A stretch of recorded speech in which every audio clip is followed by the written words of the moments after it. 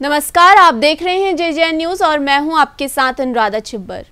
पूर्वी लद्दाख स्थित वास्तविक नियंत्रण रेखा LAC पर भारत और चीन के बीच बीते 9 महीनों से जारी तनाव की स्थिति पर आज रक्षा मंत्री राजनाथ सिंह ने राज्यसभा में एक अहम बयान दिया है। राजनाथ सिंह ने साफ तौर पर कहा, हमारी सरकार ये साफ कर देना चाहती है कि हम 1 इंच भी जमीन किसी को नहीं देंगे। साथ ही रक्षा मंत्री ने बताया कि भारत ने चीन को साफ कर दिया है कि वह 3 सिद्धांतों के आधार पर चीन के साथ विवाद का समाधान चाहता है। आइए आपको दिखाते हैं रक्षा मंत्री ने क्या कुछ कहा। इस बातचीत में हमने चीन को यह बताया है कि 3 सिद्धांतों के आधार पर हम इस समस्या का समाधान चाहते हैं। फर्स्ट, दोनों पक्षों द्वारा LAC को माना जाए और उसका आदर किया जाए। दूसरा, किसी भी पक्ष द्वारा यूनिलेटरली स्टेटस को बदलने का प्रयास न किया जाए। तीसरा, सभी समझौतों का दोनों पक्षों द्वारा पूर्ण रूप से पालन किया जाए। सभापति महोदय, फ्रिक्शन क्षेत्रों में डिसएंगेजमेंट के लिए भारत का यह मत है कि 2020 की फॉरवर्ड डिप्लॉयमेंट जो एक दूसरे के बहुत नजदीक हैं वे दूर हो जाएं और दोनों सेनाएं वापस अपनी अपनी स्थायी या मान्य चौकियों पर वापस लौट गई।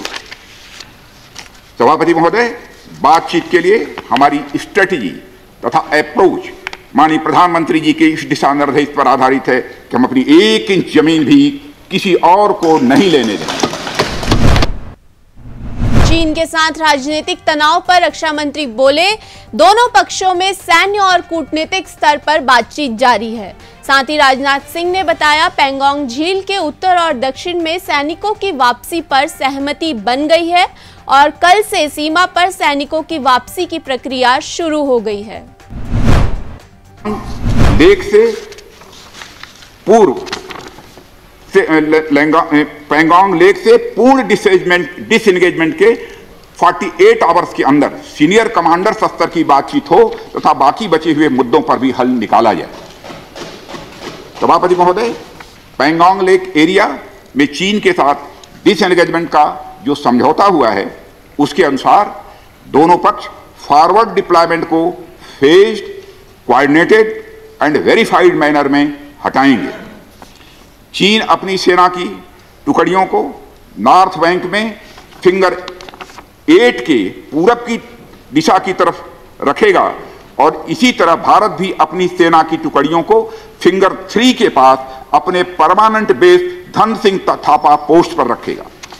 इसी तरह की कार्रवाई साउथ बैंक एरिया में भी दोनों पक्षों द्वारा की जाएगी। ये कदम आपसी समझौते के तहत बढ़ाए जाएंगे तथा जो भी निर्माण आदि दोनों पक्षों द्वारा अप्रैल 2020 से नॉर्थ एंड साउथ बैंक पर किया गया है उन्हें हटा दिया जाएगा और पुरानी स्थिति कायम कर दी जाएगी। सभापति महोदय, यह भी तय हुआ है कि दोनों पक्ष नॉर्थ बैंक पर अपनी सेना की गतिविधियां, जिसमें परंपरागत स्थानों की पेट्रोलिंग भी सम्मिलित है, को अस्थायी रूप से स्थगित रखेंगे।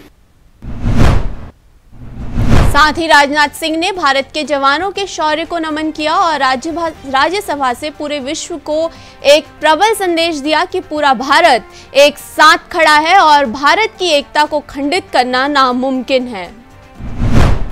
और सभापति महोदय, मैं ये कहना चाहता हूं कि जिन शहीदों के शौर्य और पराक्रम की नींव पर यह डिसएंगेजमेंट आधारित है उन्हें देश सदैव याद रखेगा। सभापति महोदय, मैं इस बात से भी पूरी तरह से आश्वस्त हूं कि यह पूरा सदन, चाहे कोई किसी भी दल का क्यों न हो, देश की संप्रभुता, एकता और अखंडता और सुरक्षा के प्रश्न पर एक साथ खड़ा है और एक स्वर से समर्थन करता है कि यह संदेश केवल भारत की सीमा तक ही सीमित नहीं रहेगा बल्कि पूरे विश्व को जाएगा। सभापति महोदय, यह बात मैं विश्वास के साथ कह सकता हूं। अभी के लिए बस इतना ही। आप बने रहिए JJN न्यूज के साथ। नमस्कार।